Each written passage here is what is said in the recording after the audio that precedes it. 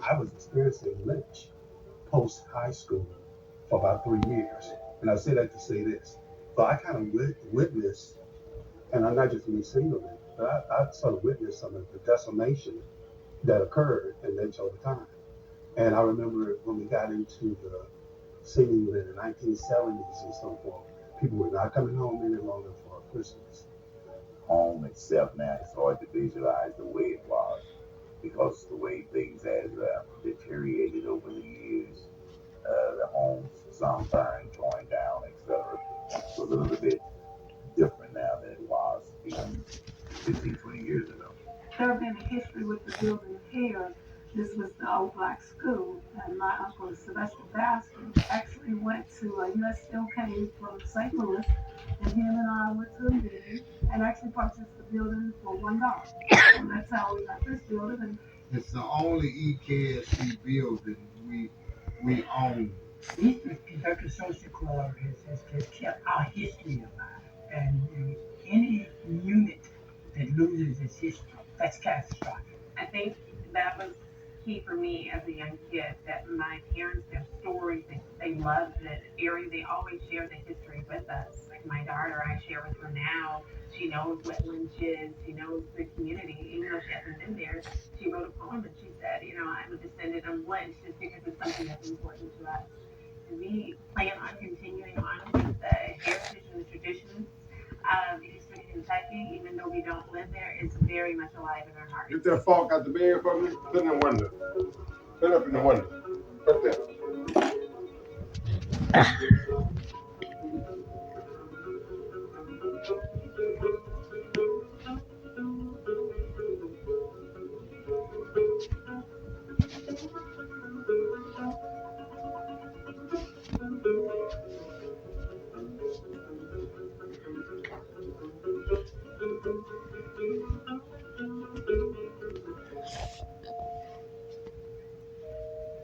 The Eastern Kentucky Social Club was made possible through the support of Open Society Foundations and by viewers like you. Thank you.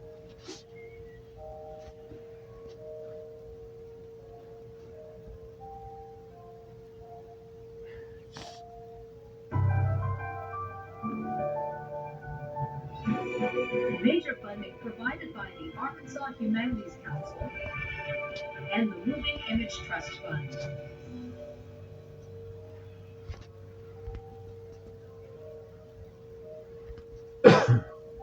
Ladies and gentlemen, including people like myself, we want to thank you for coming to the Dreamland Ballroom. We want you to come back tonight, tomorrow night, and from now on. We want to have fun here at the Dreamland Ballroom in the lowlands. Thank you.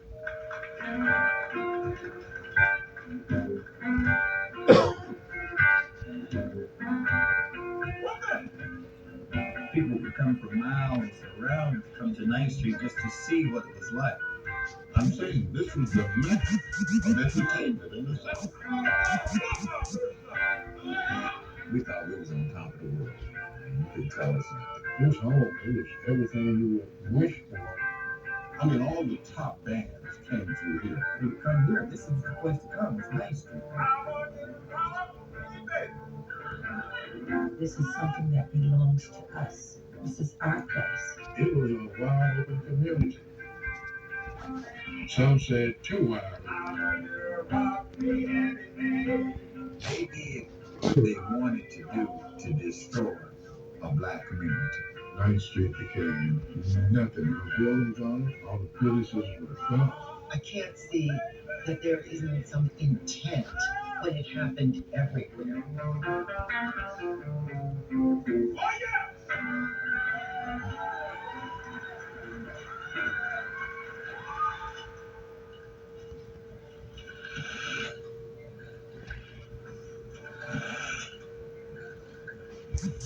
When I first bought this building, I just fell in love with the building.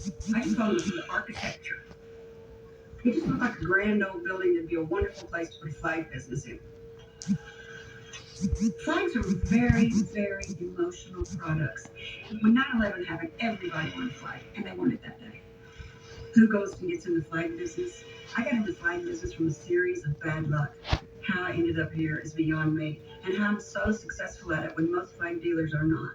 And how I ended up saving this building without even knowing the history of this building.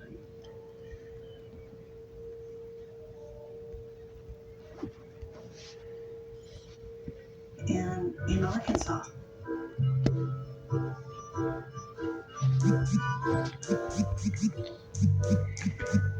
this was a community that was born out of. You see that right there on the ground? You see them shackles? This area was See them fields? I used to find them when I was a kid. You ever heard of a slave before? You ever talk about black people used to be slaves? Yeah.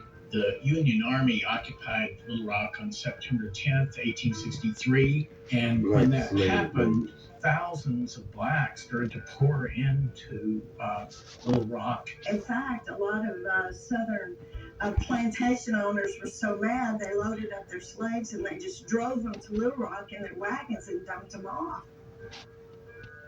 And they might have a little bundle of maybe some food and maybe a few belongings, but that's it. They're liberating themselves and liberating themselves with their feet. They know Union troops are nearby. They know slavery never worked for them, so they're going to these places where they can begin to make sense out of life and to begin to live life as free people. The U.S. military commanders were so overwhelmed they didn't really know what to do. Suddenly they had to provide housing and care for all of these, who at the time they were referred to as refugees. They created a temporary little shanty town, and it consisted of tents and shacks, and this is where they put the former slaves.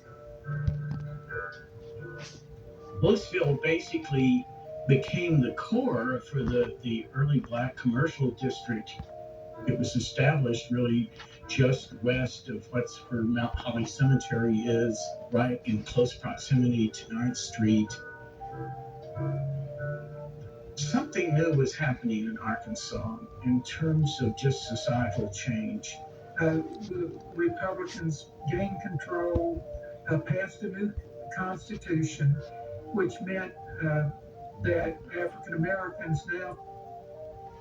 Here at City of Refuge, we house up to 26 families. We reduce homelessness, address mental health, provide spaces for addiction to be broken, create spaces of healing and restoration. For the first time ever, Prop 27 will provide permanent funding for organizations like ours.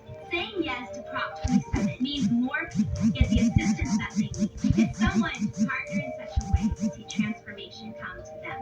Yes, on Prop 27, because there's no place like home.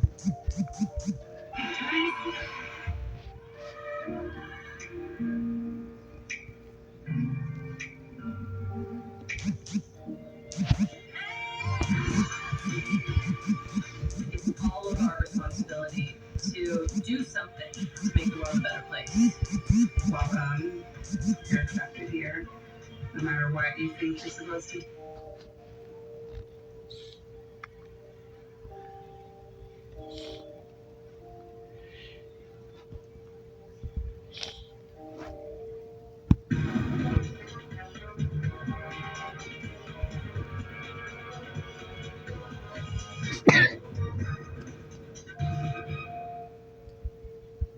The following program contains depictions of violence and offensive but historically accurate racial epithets.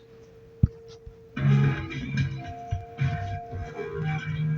is the summer of 1856. Slave catcher James C. Knox is tracking the escaped slave, Big Sandy. Knox owns no property and earns his living by hunting down runaway slaves. Knox moves the warden. He has set out from East Baton Rouge, Louisiana, confident he will capture Big Sandy.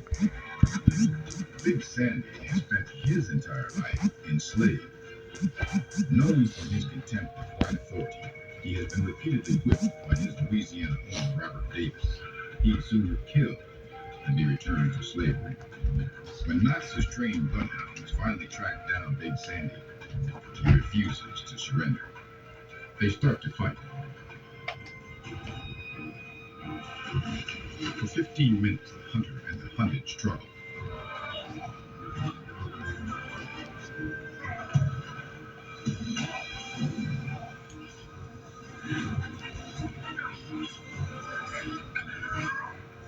A final blow ends Big Sandy's dreams of freedom. James Knox fails to return Big Sandy alive and will not get paid. It's the cost of doing business when you're a slave hunter. Over a period of 300 years of slavery in America, slave owners would build a sophisticated structure to sustain this brutally corrupt and immoral system. A system of controls that began with militia, grew to include citizen patrols and slave hunters, and became so vast that by 1850, with the passage of the Fugitive Slave Law, every American was required to be a slave catcher.